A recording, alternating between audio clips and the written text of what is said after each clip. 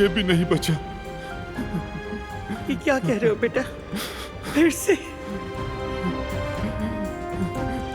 मैं खत्म हो गया अम्मा जान। ये कितनी बार हो चुका है।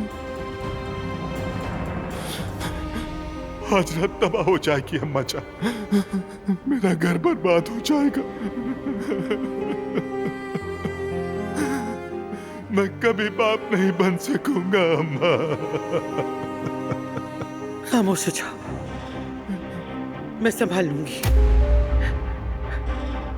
सब ठीक कर दूंगी।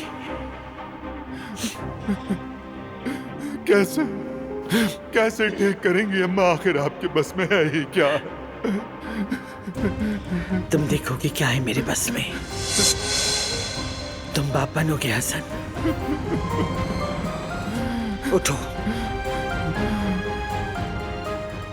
लेकिन ये बात